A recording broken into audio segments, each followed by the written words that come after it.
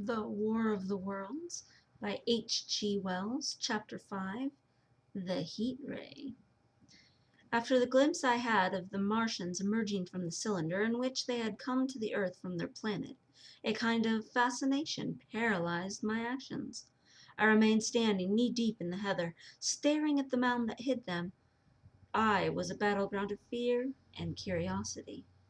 I did not dare to go back toward the pit, but I felt a passionate longing to peer into it. I began walking, therefore, in a big curve, seeking some point of vantage, and continually looking at the sand heaps that hid those newcomers to our earth.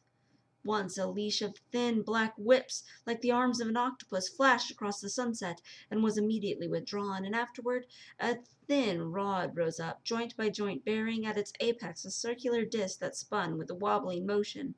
What could be going on there? Most of the spectators had gathered in one or two groups, one a little crowd toward Woking, and the other a knot of people in the direction of Chobham. Evidently they shared my mental conflict. There were few near me. One man I approached, he was, I perceived, a neighbor of mine, though I did not know his name, and accosted, but it was scarcely a time for articulate conversation. "What ugly brutes!" he said. "Good God, what ugly brutes!" He repeated this over and over again. "Did you see a man in the pit?" I said, but he made no answer to that. We became silent and stood watching for a time, side by side, deriving, I fancy, a certain amount of comfort in one another's company. Then I shifted my position to a little knoll that gave me an advantage of a yard or more of elevation, and when I looked for him presently he was walking toward Woking. The sunset faded to twilight before anything further happened. The crowd on the far away to the left toward Woking seemed to grow, and I heard now a faint murmur from it. The little knot of people toward Chobham dispersed. There was scarcely an intimation of movement from the pit. It was this, as much as anything, that gave people courage, and I suppose the new arrivals from Woking also helped to restore confidence. At any rate, as dusk came on, a slow internment moved upon the sandpits, and began a movement that seemed to gather force as the stillness of the evening about the cylinder remained unbroken. Vertical, black figures in twos and threes would advance, stop, watch, and advance again, spreading out as they did, so in a thin, irregular crescent that I promised to enclose the pit in its attenuated horns. I, too, on the side, began to move toward the pit. Then I saw some cabmen and others had walked boldly into the sand pits, and heard the clatter of hoofs and gride of wheels. I saw a lad trundling off the barrow of the apples, and then, within 30 yards of the pit, advancing from the direction of Horsell, I noted a little black knot of men, the foremost of whom was waving a white flag. This was the deputation. There had been a hasty consultation, and since the Martians were evidently, in spite of their repulsive forms, intelligent creatures, it had been resolved to show them, by approaching them with signals, that we, too, could be intelligent. Flutter, flutter went the flag, first to the right, then to the left.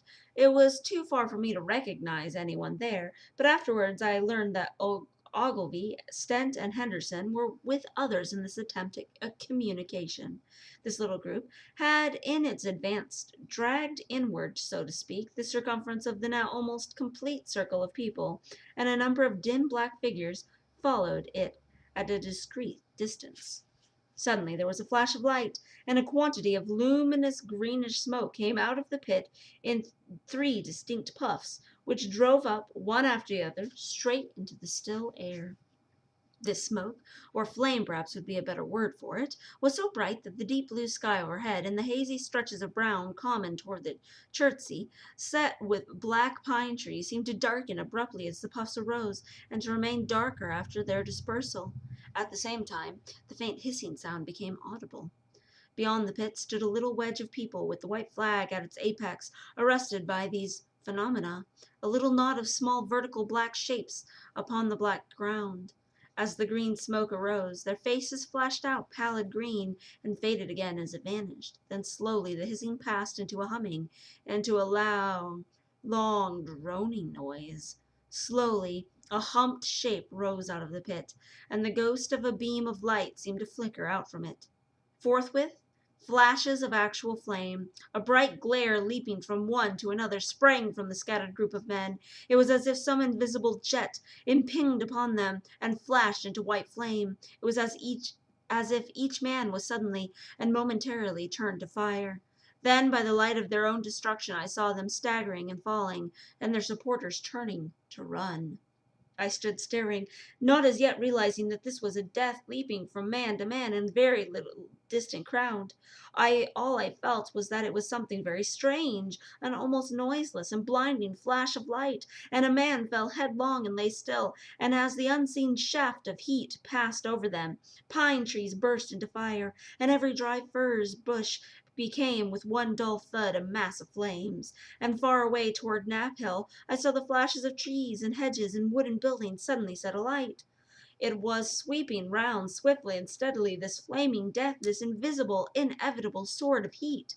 I perceived it coming toward me by the flashing bushes it touched, and was too astonished and stupefied to stir.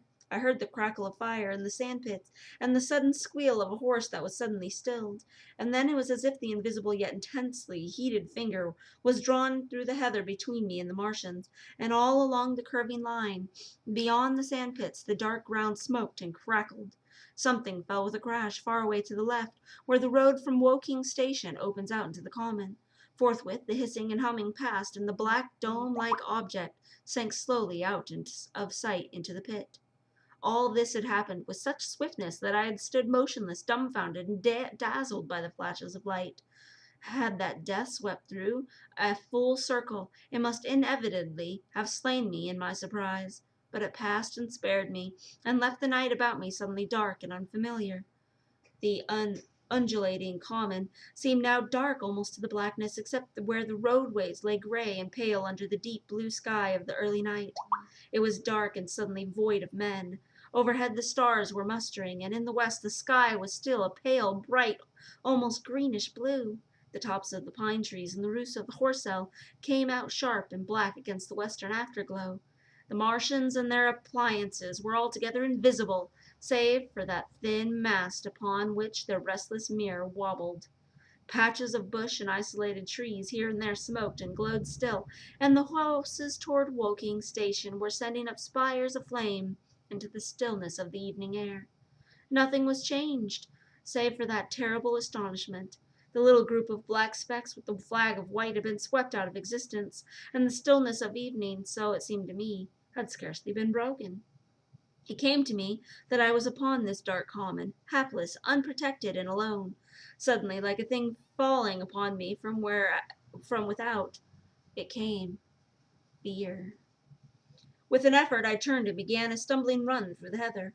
The fear I felt was no rational fear, but a panic terror not only of the Martians, but of the dusk and the stillness all about me. Such an extraordinary effect of unmanning me, it had me running, weeping silently as a child may do. Once I had turned, I did not dare to look back. I remember I felt an extraordinary persuasion that I was being played with, that presently, when I was upon the very verge of safety, this mysterious death, as swift a passage of light, that it would leap after me from the pit about the cylinder, and it would strike me down.